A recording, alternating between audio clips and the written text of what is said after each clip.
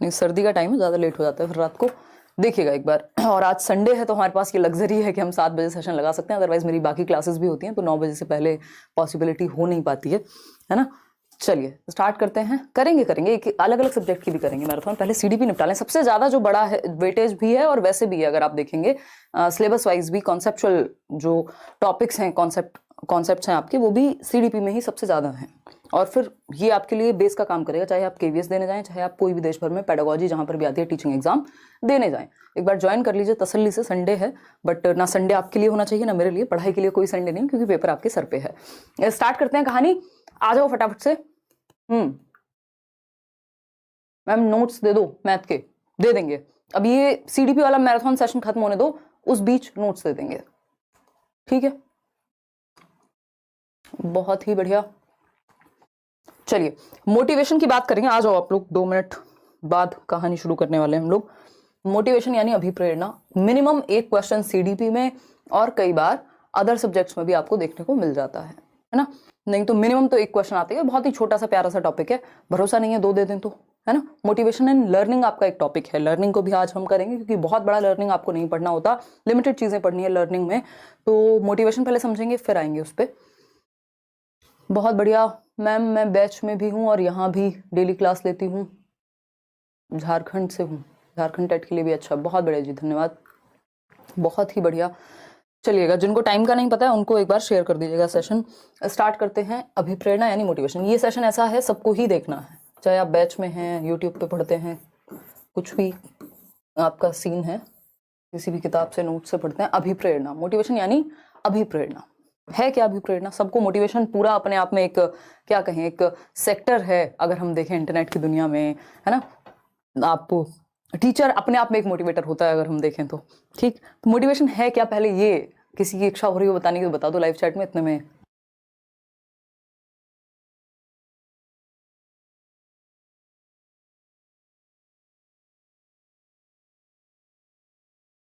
English Hindi दोनों में चलेंगे यार, टेंशन मत लो, दिमाग में जाएंगी चीजें, कुल मिला के बात ये है। चलिए मोटिवेशन से शुरू करते हैं। मोटिवेशन क्या है? अभिप्रेरणा। मोटिवेशन बेसिकली एक प्रोसेस है जो आपको किसी काम के शुरू करने, उसको बनाए रखने और उसके गोल तक पहुंचने, अंत तक पहुंचने में मदद करती है ना। एक ये ऐसी एनर्जी है। अगर हम बात कर रहे हैं इमोशन और मोटिवेशन की, तो ये दोनों ही शब्द निकले हैं, एक लैटिन वर्ड था इमोवियर करके, है ना, इमोवियर। तो इमोवियर का मतलब होता है टू मूव। तो एनर्जी जब आपकी मोशन में है, उसी को हम इमोशन और मोटिवेशन दोनों से जोड़ सकते हैं। टू मूव यानी आप गति करें, आप बैठे ना रहें एक जगह पर, ठीक है। तो टू मूव इसका मतलब होता है इमोवियर का, जिससे इमोशन भी निकला है, जिससे मोटिवेशन भी निकला है, ठीक। तो मोटिवेशन एक ऐसी प्रक्रिया है जिसकी वजह से एक वो एनर्जी है जो बनी रहती है। अगर किसी काम को हम शुरू कर रहे हैं, मान लीजिए आपने तैयारी शुरू की, आप मोटिवेटेड थे, आप तैयारी जारी रख रहे हैं, अभी भी मोटिवेशन आपके अंदर होगा। और अगर आप अंत तक पहुंचते हैं तो भी ये मोटिवेशन अपने आप में एक पूरी जर्नी के जैसी हो गई, एक प्रोसेस हो गई जो आपके व्यवहार को डायरेक्ट करती है, इन्फ्लुएंस करती है आपके गोल डायरेक्टेड बिहेवियर करने के लिए आपको, ठीक। तो टू इनिशिएट समथिंग यानी कुछ शुरू करना, उसको बनाए रखना, परसिस्टेंट रहना उस पर, और अंत में गोल तक पहुंचना, ये कंप्लीट प्रोसेस है मोटिवेशन।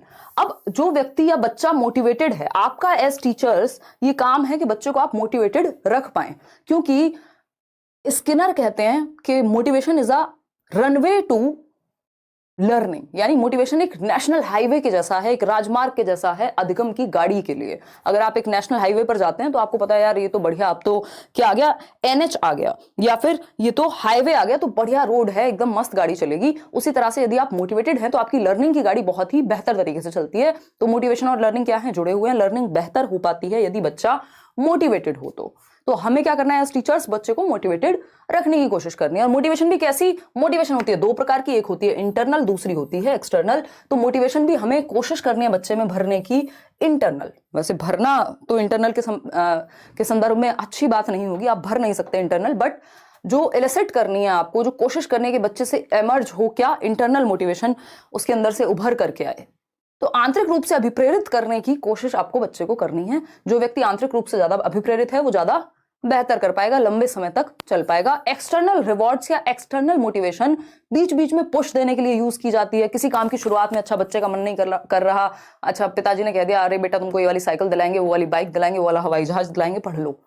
तो बीच में पुश देने के लिए, स्टार्ट करने के लिए किसी चीज के एक्सटर्नल रिवॉर्ड्स या मोटिवेशन का यूज किया जाता है। Otherwise internal motivation any day better है। तो मोटिवेशन यानी अभिप्रेरणा, जो कि एक प्रोसेस है जिसके माध्यम से आप शुरू करते हैं, कुछ बनाए रखते हैं, जारी रखते हैं उस काम को और अंत तक पहुंचते हैं। ठीक है बात, कोई दिक्कत, कोई परेशानी, कोई दर्द यहां तक है नहीं है। अब मोटिवेशन है दो प्रकार की, यहां से सीधा क्वेश्चन हर बार आता है। एक है इंटरनल या इंट्रिंसिक मोटिवेशन, आंतरिक अभिप्रेरणा जिसको हम कहते हैं, और दूसरा है आपका एक्सट्रिंसिक या फिर एक्सटर्नल मोटिवेशन। वर्ड्स पे ध्यान दीजिएगा, वर्ड्स का ही खेल है, फंसना नहीं है इन्हें देख के। बाह्य अभिप्रेरणा, एक्सटर्नल कह दे, एक्सट्रिंसिक कह दे, कोई फर्क नहीं पड़ता, है ना। इंट्रिंसिक कह दे, इंटरनल कह दे, कोई फर्क नहीं पड़ता। अब इंटरनल मोटिवेशन क्या है? जिसका रीजन आपको बाहर ना मिले। ये सेल्फ स्टार्ट वाला इंजन है कि आपको सुबह उठाना नहीं पड़ रहा किसी को कि भैया उठ जाओ पढ़ लो, पेपर है 4 दिन बाद। आप खुद से मोटिवेटेड हैं, क्योंकि ऐसा हो सकता है कि पेपर भी छोड़िए, आपको सीखने में बहुत इंटरेस्ट है और पेपर तो एक उसका जरिया है ना। तो इंटरनल मोटिवेशन और एक्सटर्नल मोटिवेशन को जब भी पहचानना हो तो एक चीज याद रखनी है कि इंटरनल मोटिवेशन में रीजन बाहर नहीं मिलेगा। आप अपने इंटरेस्ट के लिए कोई काम कर रहे हैं, अपनी रुचि के लिए, अपनी जिज्ञासा के लिए, learning for the sake of learning, यानी आप सीख रहे हैं क्योंकि आपको सीखना पसंद है। ये सेशन हो रहा है क्योंकि मुझे डिस्कस करना पसंद है ना। अदरवाइज कितनी बार तो हम चीजें डिस्कस कर ही चुके हैं आज तक, और बैचेस में भी आप पढ़ रहे हैं, ऐसी कोई लाइबिलिटी तो है नहीं। बट ये क्या है? इंटरनल मोटिवेशन है कि मुझे सिखाना पसंद है, आपको सीखना पसंद है, आप सीख रहे हैं। बहुत सारे लोग तो इसलिए भी पढ़ रहे हैं, ऑफ कोर्स आप में से बहुत सारे लोगों के एक्सटर्नल भी है कि पेपर में नंबर आ जाए यार किसी तरह से। ठीक, तो ये क्या हुआ? इंटरनल मोटिवेशन यानी जिसका लोकस ऑफ कंट्रोल, जिसका सेंटर ऑफ मोटिवेशन क्या है, केंद्र जो है अभिप्रेरणा का, वो इंटरनल है। इस बार पेपर में लोकस ऑफ कंट्रोल का यूज किया गया, नाम का हम पहले से करते आए हैं। लोकस ऑफ कंट्रोल यानी अभिप्रेरणा का केंद्र। किसी भी चीज का एक केंद्र होता है ना, कोई भी काम आप कर रहे हैं तो कहीं ना कहीं से तो वो चीज आ रही होगी। तो लोकस ऑफ कंट्रोल जो सेंटर ऑफ मोटिवेशन है, जो अभिप्रेरणा का केंद्र है इंटरनल मोटिवेशन में, वो आंतरिक होगा, व्यक्ति के अंदर पाया जाएगा। अगर आपको छांटना हो, कई बार ऐसा भी होता है कि आपको इंटरनल मोटिवेशन और एक्सटर्नल मोटिवेशन में अंतर पता करना है, ऑप्शंस दिए हुए होते हैं, तो आपको सिंपल देखना है कि बच्चे के बाहर अगर कोई रीजन है तो इसका मतलब वो मोटिवेशन एक्सटर्नल है, जिसका रीजन बाहर नहीं है वो इंटरनल है। बाहर की चीजें ऐसा नहीं है, अब आप मेहनत कर रहे हैं, आप कुछ सीख रहे हैं, आप क्यूरियस हैं किसी चीज में, अच्छे हैं, आप गिटार बजाते हैं क्योंकि आपको गिटार बजाना पसंद है ना, आप गाना गाते हैं क्योंकि आपको गाना गाना पसंद है। अब कोई उसके लिए पैसे दे रहा है तो ठीक है भाई, अच्छी बात है। अदरवाइज आप वो काम वैसे भी करते, पैसा मिल रहा है बहुत बढ़िया बात है, नहीं भी मिलता तब भी आप वो काम करते, इसका मतलब आप इंटरनली मोटिवेटेड है उस चीज को लेकर के। ठीक है बात। एक्सटर्नल में रीजन आपको बाहर चाहिए होगा, है ना, इसमें रीजन बाहरी दुनिया में मिलेगा, अदरवाइज आप मोटिवेटेड नहीं रहेंगे। अगर पैसा नहीं मिले तो नौकरी पे ना जाए कल, ये है एक्सटर्नल मोटिवेशन। ठीक है, समझ पा रहे हैं या नहीं? बिल्कुल समझ पा रहे होंगे। ठीक, तो लोकस ऑफ कंट्रोल जो है एक्सटर्नल मोटिवेशन का, वो एक्सटर्नल यानी बाहर होता है, आउटसाइड, आउटसाइड द पर्सन और इन आउटसाइड वर्ल्ड, बाहरी दुनिया में। आंतरिक अभिप्रेरणा का locus of control, centre of motivation, केंद्र जो है अभिप्रेरणा का, वो आंतरिक होगा। बाहरी अभिप्रेरणा का लोकस ऑफ कंट्रोल बाहर होगा। रिवॉर्ड्स हो सकते हैं या फिर कोई भी एक लालच हो सकता है, इंसेंटिव हो सकता है, कुछ भी रीजन बाहर होगा। आपको नंबर लाने क्योंकि पिताजी को खुश करना है, आपको कुछ और करना है क्योंकि किसी और को इंप्रेस करना है, शादी करनी है इसलिए नौकरी लेनी है, ये सब एक्सटर्नल मोटिवेशन है। ठीक है, इंटरनल क्या है कि यार जीवन में पैदा हुए हैं, कुछ तो करेंगे ही ना, और कुछ करेंगे तो अच्छा करेंगे, किसी चीज में इंटरेस्ट है उसको ही और बेहतर करेंगे। ठीक है, तो बाकी चीजें आ ही जाएंगी। तो ये हुई कहानी। फोकस करनी है आपको इंटरनल मोटिवेशन बच्चे की बढ़ाने में, क्योंकि इससे हैप्पीनेस भी लॉन्ग रन में अच्छी रहेगी और आप लॉन्ग रन में काम कर पाएंगे। आज 6 साल हो चुके हैं, और अगर ये एक्सटर्नल मोटिवेशन ही होता तो आज मैं और आप यहां खड़े नहीं हो पाते, है ना। इंटरनल मोटिवेशन लंबी चलती है, एक्सटर्नल मोटिवेशन एक टाइम के बाद जब आपको लगेगा रिवॉर्ड नहीं मिल रहा, जब आपको लगेगा चीजें सही नहीं चल रही, या आप बोर हो गए रिवॉर्ड पा पा के भी, अब रोज एक चॉकलेट दी जाए अगर बच्चे को, तो कुछ दिन बाद चॉकलेट में मजा नहीं आएगा, अब 2 चॉकलेट चाहिए होंगी, फिर 3 चाहिए होंगी, है ना। तो एक्सटर्नल लॉन्ग रन में काम नहीं आता, लंबी रेस के घोड़े बनाने में सहायक नहीं है एक्सटर्नल मोटिवेशन। बीच में पुश देना है किसी चीज को स्टार्ट करने में सहायक होता है। अगर हम बात कर रहे हैं कुछ पॉइंट्स, अगर आप यहां पढ़ने के इच्छुक हो तो ये लिखा हुआ है, वैसे मैं बता दूंगी कि इंटरनल जो है वो अंतः आत्मा कह लीजिए, आप इसको सेल्फ मोटिवेशन कह लीजिए, आंतरिक रूप से आएगी, और एक्सटर्नल में लोभ की दृष्टि होती है, कहीं ना कहीं रिवॉर्ड, सैलरी, मार्क्स, या फिर एक ट्रॉफी हमें मिल जाए, है ना, कोई मेडल मिल जाए, उसके लिए हम काम कर रहे हैं। तो ये क्या हुआ? एक्सटर्नल मोटिवेशन हो गई। ज्यादातर दुनिया वैसे चलती एक्सटर्नल पे ही है, बट ठीक है, कुछ ही सौभाग्यशाली लोग होते हैं जो देख पाते हैं चीजों को। इंटरनली। सीडीपी का मैराथन आज हो जाएगा पूरा। कंचन आज भी पूरा नहीं करेंगे, कल प्याजे वाइगॉस्की और कुछ चीजें रह जाएंगी, वो कल करेंगे। कोई जल्दी में नहीं है, हम बिल्कुल धीरे धीरे चलेंगे ताकि आपके दिमाग में चीजें सेट हो। ठीक, वो पेपर से 2 दिन पहले भी कर लेंगे, अगर एक ही सेशन में करना होगा तो पहले भी कराया हुआ है। तो अमेरिकी मनोवैज्ञानिक बीएफ स्किनर हम जानते हैं, इन्होंने कहा है कि अभिप्रेरणा जो है, प्रेरणा मोटिवेशन क्या है, एक नेशनल हाईवे की तरह या रनवे की तरह होती है लर्निंग के लिए। तो लर्निंग और मोटिवेशन का कैसा रिलेशन हुआ? पॉजिटिव रिलेशन हुआ। यदि आप मोटिवेटेड हैं तो आपकी लर्निंग अच्छी होगी। तो ये कहा जाता है कि स्पेशली लैंग्वेज में भी और लर्निंग के लिए एक चीज है जो प्री रिक्वेसिट है। वर्ड पे ध्यान दीजिएगा, प्री रिक्वेसिट, यानी कि पहली शर्त है, अनिवार्यता है सीखने की, वो है मोटिवेशन, कि बच्चा मोटिवेटेड हो। आप, बोला जाता है ना, घोड़े को आप घास तक ले जा सकते हैं, खिलाएंगे कैसे, और वॉटेवर, ऐसे ही बहुत सारी कहावतें चलती हैं। तो इसका मतलब अगर मोटिवेटेड ही नहीं है बच्चा तो क्लास में आ तो जाएगा डर से अटेंडेंस के, बट सीखेगा नहीं। तो पहली रिक्वायरमेंट है, पहली शर्त है एक तरह से लर्निंग की, कि आप मोटिवेटेड हो। ठीक है, बच्चों में इंटरनल यानी आंतरिक अभिप्रेरणा को बढ़ावा आपको देना है, ये बात हम कर चुके हैं। अब आते हैं मोटिवेशन की साइकिल पर। इससे भी पास्ट में कुछ क्वेश्चंस देखे गए हैं, समझते हैं क्या कहानी है। ये जितने भी लोग चैट में रो और पीट रहे हैं, दुखी हैं, पता नहीं क्यों, इनका जो चल रहा होता है उसको छोड़ के सारी दुनिया पे ध्यान रहता है। पढ़ाई चल रही है तो इनको कोई और मैथ की बात करनी है, अगर सीडीपी चल रहा है तो कुछ और चल रहा होगा तो कुछ और बात करेंगे। मिल जाएंगे 11 तारीख से पहले नोट्स मिल जाएंगे भैया, परेशान मत रहो, कोशिश पूरी चल रही है। ठीक है ना, ये सारी बातें छोड़ दो, अभी पढ़ लो। ठीक, बहुत बढ़िया। और ये क्लास आपकी करियर वेल पे भी चल रही है, तो वहां भी जो लर्नर्स हैं वो देख रहे होंगे। देखिए, अगर हम बात करते हैं मोटिवेशन के चक्र की, यानी अभिप्रेरणा की जो साइकिल है, साइकिल ऑफ मोटिवेशन, ये इसको याद रखने का निमोनिक मैं आपको लगभग हर चैप्टर में देती रहती हूँ, एनडीए गार, यानी ये शॉर्ट फॉर्म हो गई एनडीए गार, क्योंकि 6 स्टेप्स हैं मोटिवेशन की साइकिल में।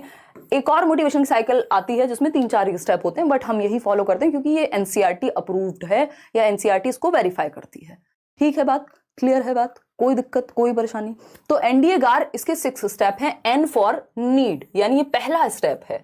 अभिप्रेरित आप जब होंगे जब आपको कोई आवश्यकता होगी। यदि आपको पेपर की आवश्यकता ही नहीं है, नौकरी की आवश्यकता ही नहीं है, आवश्यकता का मतलब ये हो सकता है कि आपके अंदर एक डिजायर भी नहीं है, नीड भी नहीं है। अगर किसी तरह की कोई नीड ही नहीं है तो वो काम आप नहीं करेंगे।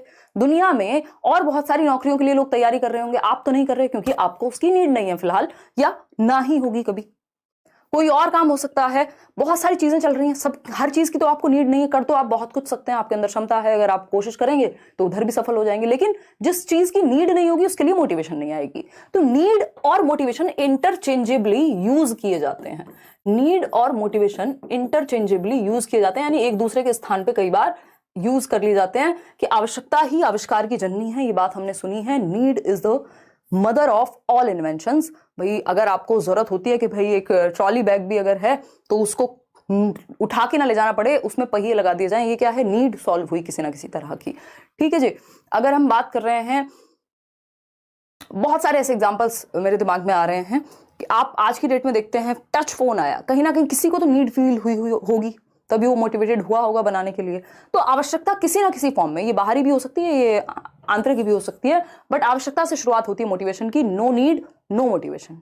तो पहला जो स्टेप है आवश्यकता, यानी कोई ना कोई नीड होगी, आपको लगा होगा पेपर क्लियर करना चाहिए, नौकरी लेनी है, जीवन में कुछ करना है, और whatever reasons are there. तो बात हो गई कि नीड यानी आवश्यकता पहला स्टेप है। अब आता है दूसरा स्टेप, जब आपके पास कोई नीड होती है कि यार मेरी एक नीड है कि एक नौकरी लेनी है, या टीचिंग में जाना है, या सरकारी नौकरी लेनी है, वॉट एवर। ठीक, तो दूसरा पॉइंट कहां आएगा, ड्राइव, प्रणोद। अब आवश्यकता तो हो गई, आवश्यकता तो बहुत लोगों को है, अगर आप में ड्राइव नहीं है ना, आप में वो एक प्रणोद नहीं है, वो एनर्जी नहीं है कि हाँ इस चीज को सच में करना भी है, नहीं तो नीड तो बहुत लोग लेके घूम रहे हैं।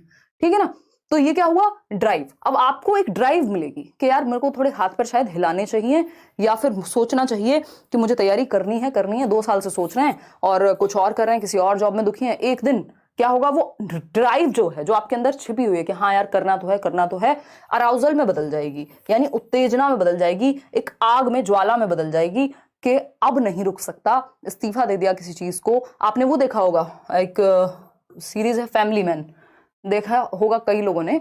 तो उसमें क्या होता है कि वो अपना जो भी काम था उनका, जो भी एजेंसी में वो काम करते थे, उसको छोड़ के कई नॉर्मल जॉब करना शुरू कर देते हैं, जो भी उसके कैरेक्टर हैं, मनोज वाजपेयी आई थिंक, है ना। तो फिर एक दिन वो ऑफिस में काम कर रहे होते हैं, अब वो व्यक्ति, नीड तो कुछ और है, ड्राइव भी कुछ और करता है, कर कुछ और रहे हैं।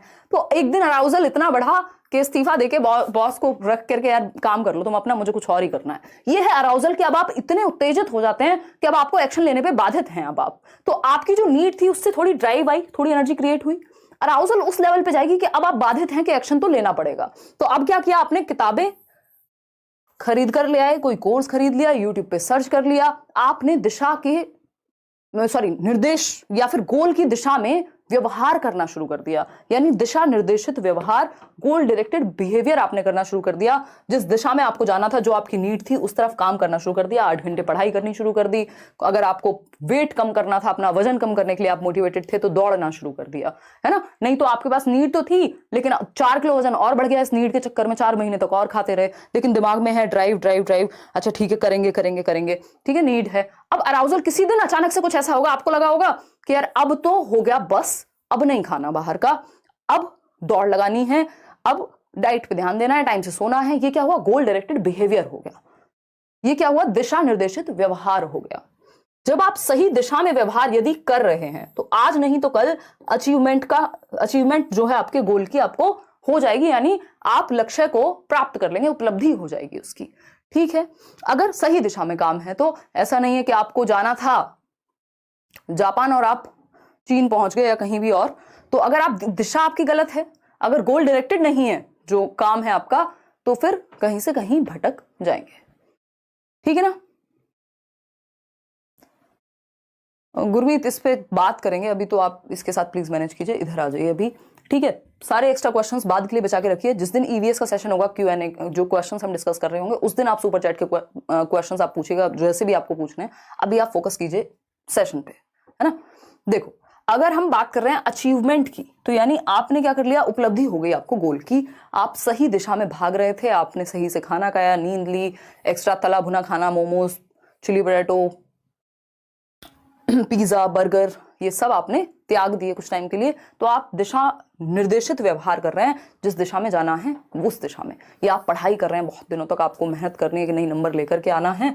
एक दिन क्या होगा, गोल की अचीवमेंट हो जाएगी। अब जिस दिन गोल अचीवमेंट हो जाएगा, उसके बाद जो ये अराउजल था, जो ये उत्तेजना थी, जो ये फायर थी, एक तरह की आग थी आपके अंदर, ये भी कम हो जाएगी। अब किसी और चीज को लेकर के आएगी। ऐसी तो मनुष्य की इच्छाएं काम करती है ना। आज इस चीज की आवश्यकता है तो उस दिशा में भागेंगे, जब वो अचीव हो जाएगा तो हमेशा थोड़ा ना आप पेपर देते रहेंगे। अब हो गया सीटेट क्लियर, खुश हैं। अगर आपको लगता है कि अब एक और दोबारा से एग्जाम दे करके और फिर से टेंशन लेने की जरूरत नहीं है, जो भी नीड थी मेरी फुलफिल हो गई, बात खत्म हो गई। ठीक, तो ये 6 स्टेप्स हैं, एनडीए गार बोलते हैं इनको। नीड, ड्राइव, अराउजल, गोल डायरेक्टेड बिहेवियर, अचीवमेंट और रिडक्शन ऑफ अराउजल। ये है आपकी मोटिवेशन की साइकिल, अभिप्रेरणा का चक्र है ये। एक और व्यक्ति हैं जिनसे कभी कभार क्वेश्चन देखने को मिल जाता है, तो इनको भी फटाफट से समझेंगे और जानेंगे कहानी है क्या। ठीक है, कोई दिक्कत परेशानी अगर इस बात को समझने में हो रही है तो बता दीजिए।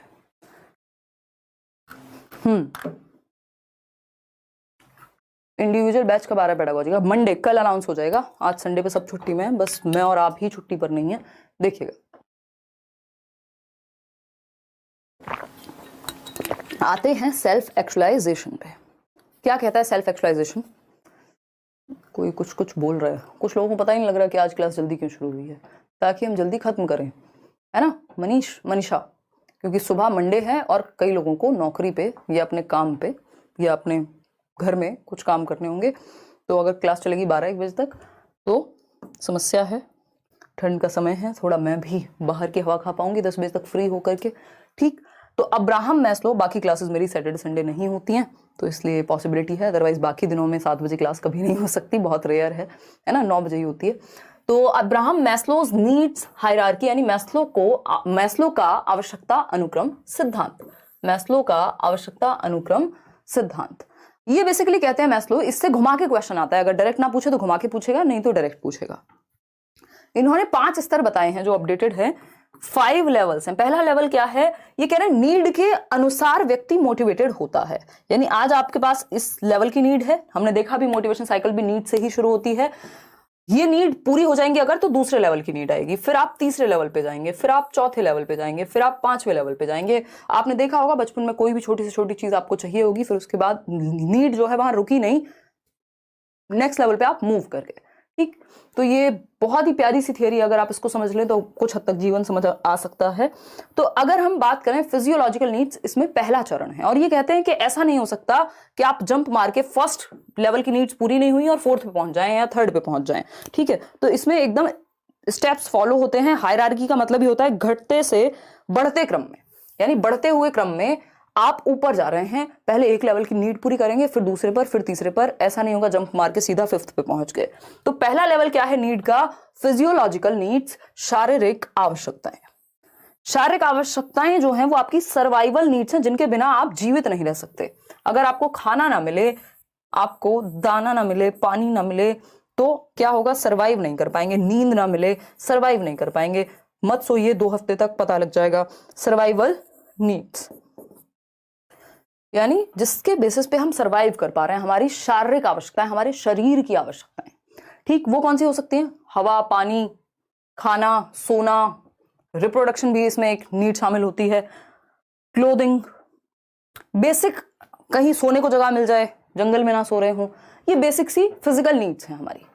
ठीक है ना, रोटी कपड़ा मकान वाली कि पूरी हो जाए। कहां से पूरी हो रही है, कितनी क्वालिटी का खाना मिल रहा है, क्या मिल रहा है, पता नहीं है, बट हाँ अगर पूरी हो जाए, सबके लिए अलग हो सकती है। ठीक, एक व्यक्ति जो रोड पे कुछ मांग के खा रहा होगा, वो ये नहीं देखता है कि क्वालिटी ऑफ फूड कौन सी है, उसको मिल गया खाना, उतने में वो सेटिस्फाई थोड़ा सा फील करेगा। तो फिजियोलॉजिकल नीड्स क्या हुआ?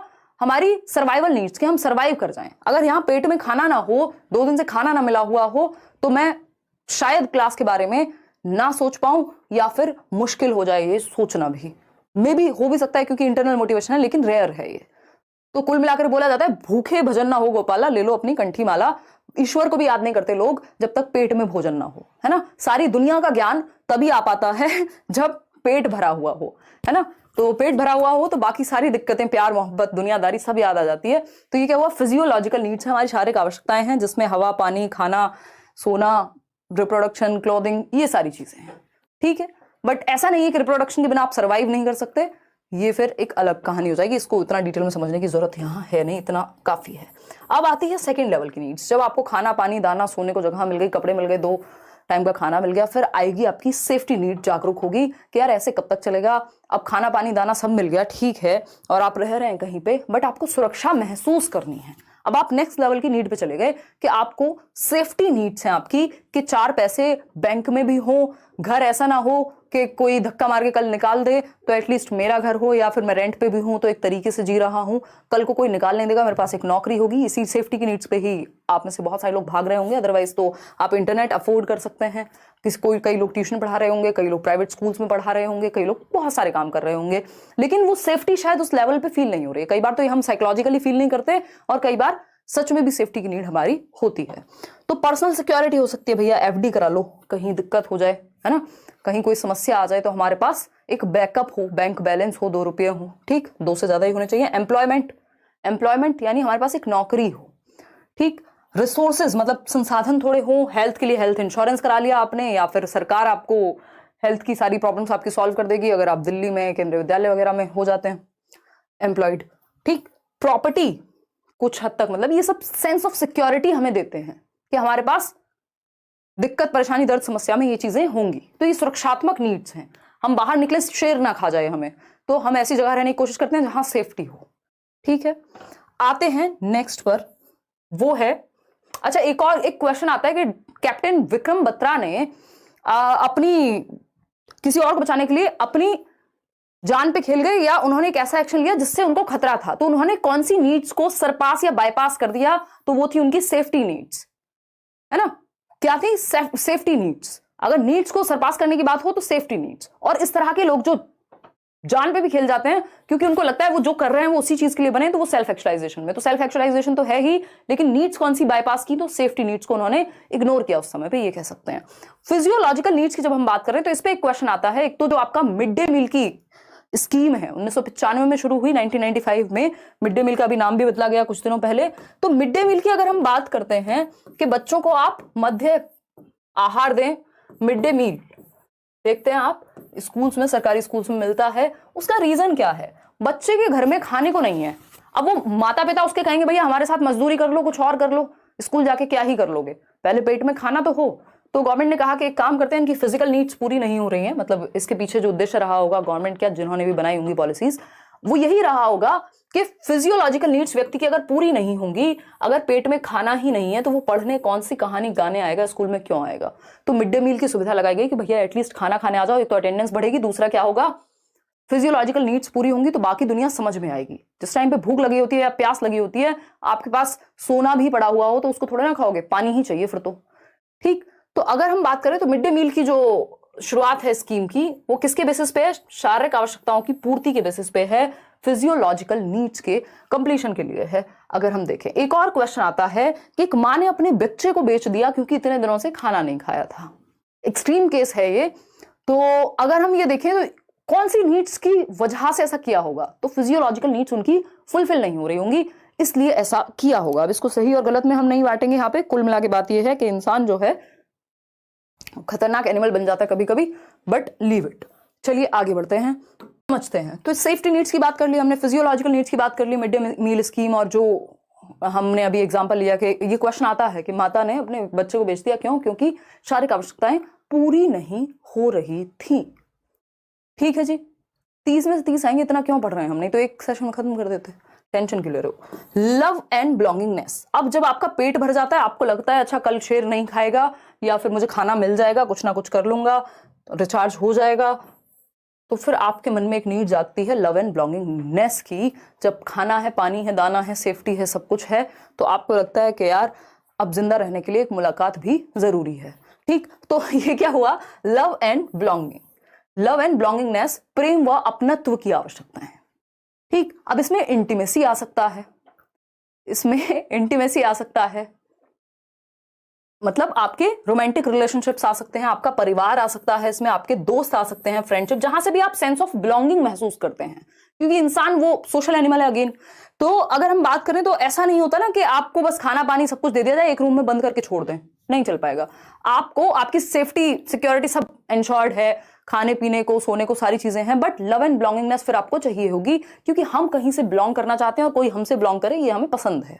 ठीक है ना, तो ये क्या हुआ, लव एंड बिलोंगिंगनेस की हमारी नीड्स हैं जो थर्ड लेवल पे आती हैं, जब पेट भरा हुआ होता है, रिचार्ज मम्मी पापा करा देते हैं। ठीक, तो फ्रेंडशिप, इंटीमेसी यानी रोमांटिक रिलेशनशिप्स, फैमिली, शादी and all, sense of connection यानी हमको कहीं से भी सेंस ऑफ कनेक्शन महसूस हो, वो मुझे आपसे हो सकता है, आपको मुझसे हो सकता है, किसी परिवार जनों से हो सकता है, किसी दोस्त से हो सकता है, और रोमांटिक रिलेशनशिप्स तो यहाँ आते ही हैं। तो आप सभी मेरी शादी कराने पे यहाँ तुले हुए हैं, इसका रीजन यही हो सकता है कि आपको लगता है मेरी बाकी नीड्स फुलफिल हो चुकी हैं, अब शादी ही एकमात्र जीवन का उद्देश्य बचा हुआ है।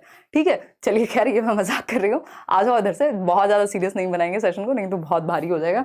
अगर हम बात करें तो लव एंड बिलोंगिंगनेस क्या है कि आप एक कनेक्शन फॉर्म करना चाहते हैं, आपको अच्छा लगता है लोगों से कनेक्ट करके, या आपको लगता है कि यार ये 4 लोग हों जीवन में, 2 लोग हों जीवन में जिन पे मैं काउंट कर सकूं, मुझे पता है कि दुनिया खत्म हो रही होगी तब भी ये लोग एटलीस्ट होंगे। हालांकि ऐसे लोग ढूंढना आजकल बहुत ही मुश्किल है, बट अगेन क्या ही कर सकते हैं। चलिए आते हैं, आगे बढ़ते हैं। जब आपकी ये वाली नीड्स पूरी हो जाती हैं तो आप आते हैं 4th लेवल पे। 4th लेवल क्या है, एस्टीम नीड्स। अब अपन को चाहिए फुल इज्जत। ठीक, मतलब सेल्फ एस्टीम की नीड्स हैं, सम्मान की आवश्यकताएं हैं। ठीक है यार, खाना पानी दाना मिल गया, शारीरिक आवश्यकताएं पूरी हो गई, जीवित हैं, सर्वाइवल हो रहा है। अगर हम बात करें सेफ्टी नीड्स की, सेफ्टी नीड्स भी हो गई, लव एंड बिलोंगिंगनेस भी हो गई, अब फुल इज्जत भी तो चाहिए, 4 लोग जाने समाज में, 4 लोग इज्जत दें, है ना, बड़ों से कैसे बात कर रहे हो, हम तुमसे बड़े हैं, हमने दुनिया देखी है। तो वो एस्टीम नीड्स चिल्ला रही होती है अंदर से, चीख चीख के कह रही होती है हमें इज्जत दो, इज्जत दो, है ना। तो ये क्या है, respect, self esteem, status. Phone से काम तो चल रहा था, लेकिन क्या किया, पिताजी का घर गिरवी रखवा करके आईफोन लेकर के आए, है ना, क्यों, स्टेटस के लिए। ऐसे ही एस्टीम नीड्स पूरी नहीं हो रही थी। खतरनाक लोग हैं, सबको मिक्स कर देते हैं। तो ये क्या हुआ, स्टेटस, आपकी जो स्टेटस की नीड है ना, कि अब 5,000 वाले कपड़े में मजा नहीं आ रहा, 50,000 का चाहिए, कोई एक ब्रांड लिख दे अपना नाम और बस मैं फील करूं आहा हा बहुत अच्छा, है ना। ये क्या हुआ, एस्टीम नीड्स। इन्हीं के साथ खेलती है आपकी मार्केटिंग जो है, इन्हीं को बेचा जाता है आपको। रिकॉग्निशन की अगर हम बात करें, पहचान की आवश्यकता, स्ट्रेंथ, कि यार पावरफुल भी हूं मैं, थोड़ी पावर हो मेरे पास, फ्रीडम, आजादी हो, क्या फायदा, सब कुछ है आपके पास और आजादी नहीं है। आजादी मैं यहाँ पे बहुत वैलिड नीड मानूंगी, है ना। तो ये क्या हुआ, सम्मान की आवश्यकताएं हैं। अब आए आप, जब ये सब आप पार कर चुके होते हैं दुनिया के सारे झमेले, तो आती है 5th लेवल की नीड, जो कि हाईएस्ट है और मुश्किल से 2% लोग यहां तक पहुंच पाते हैं। अदरवाइज इसी में खेलते कूदते रहते हैं, अपना जीवन निकल जाता है, चुपचाप से सो जाते हैं जाकर के अपनी कब्र में, चिता में, व्हाटएवर इट इज, मृत्यु तक खेलते रहते हैं। बहुत ही कम लोग हैं जो सेल्फ एक्चुअलाइजेशन तक पहुंचते हैं, आत्मसिद्धि तक पहुंचते हैं। Desire to become the most that one can be, यानी जो भी आपके अंदर आप हाईएस्ट हो सकते हैं वो आप करें, यानी जिस काम को करने के लिए आप बने हैं वो आप करें। एक दिन ऐसा अगर किसी को महसूस होता है तो वो सब कुछ छोड़ के निकल जाता है, जो उसको लगता है कि वो किस लिए बना है उसकी तलाश में। हु एम आई, मैं हूं कौन, मेरा अस्तित्व क्या है, यानी आपने खुद को जान लिया एक तरह से। बहुत रेयर केस में ऐसा होता है ना। तो कहा जाता है, बुद्धा के केस में आप कह सकते हैं, कुछ हद तक बहुत तरह तरह के लोग हैं, इसमें अपनी सबकी अलग अलग चीजें हो सकती है, बट हाँ हम यहाँ मान लेते हैं कि गौतम बुद्ध को हम कह सकते हैं सेल्फ एक्चुअलाइज्ड रहे होंगे, ठीक है। तो आत्मसिद्धि, यानी आप आजकल देखते हैं, आप किसी की यूपीएससी में रैंक आई इतनी, रिजाइन दे दिया कुछ टाइम बाद और कर रहे हैं कुछ और, क्योंकि उनको लगा होगा कि यार मैं बना किसी और चीज के लिए हूं, कर कुछ और रहा हूं, है ना। तो ये क्या है कि desire to become the most one can be. जब मैं आपके साथ जुड़ी हुई होती हूँ, जब मैं टीचिंग में होती हूँ, लर्निंग में होती हूँ, तो मुझे लगता है हाँ यार यही करने के लिए जीवित हैं शायद, है ना, जिंदा महसूस होता है। तो वो कुछ कुछ टुकड़ों में हमें कुछ कुछ चीजें मिलती हैं शायद। ठीक, मैं ये नहीं कह रही हूँ मैं सेल्फ एक्चुअलाइज हो गई हूँ, अभी बहुत जीवन बाकी है, बट हाँ हम कह सकते हैं कि ये है आपके स्तर, आवश्यकताओं का अनुक्रम है। आपकी एक लेवल की आवश्यकता पूरी होती है, आप दूसरे पे, फिर तीसरे पे, फिर चौथे पे और फिर हाईएस्ट लेवल पे। इनको हम बिल्कुल नेक्स्ट लेवल नीड्स कह सकते हैं। इतनी बात क्लियर है। अब आप सेल्फ एक्चुअलाइजेशन की नीड पे क्वेश्चन, वही मैंने जो कैप्टन विक्रम बत्रा वाला बताया कि उसमें उन्होंने अपनी जान पे भी खेल के, तो उसमें एक्चुअलाइजेशन का रोल है कि व्यक्ति को लगता है यार मैं इसी चीज के लिए बनाऊं, अगर ये नहीं किया तो मैं जीवित रह के भी क्या ही करूंगा। मतलब ऐसा नहीं है कि इंसान आत्महत्या की सोचेगा, बट ये ऐसा है कि आप जान जाएं कि आप क्यों हैं दुनिया में, आपका उद्देश्य क्या है, आप हैं कौन, हु एम आई। ठीक है जी, चलिए खैर आगे बढ़ेंगे। सभी मनोवैज्ञानिकों का क्रिटिसिज्म आपको नहीं पढ़ना है। कोई व्यक्ति कह रहा है सभी का क्रिटिसिज्म बता दीजिए। पहली बात तो ना सभी आपको पढ़ने हैं सीटेट में, और जितने पढ़ने हैं उनमें भी सबका क्रिटिसिज्म आपको नहीं पढ़ना है। अगर इनकी बात करें, क्रिटिसिज्म से याद आया, अगर आप कह ही रहे हैं तो इस थियरी को क्रिटिसाइज इस बेसिस पे किया जाता है कि कई बार ऐसा देखा गया है कि व्यक्ति की फिजियोलॉजिकल नीड्स पूरी नहीं हो रही, फिर भी वो किसी और नीड को आगे रख देता है ना। आपने अभी देखा होगा पद्मश्री मिला था लास्ट ईयर की बात है शायद, एक व्यक्ति थे जो फल बेचते थे, कोई और व्यक्ति हैं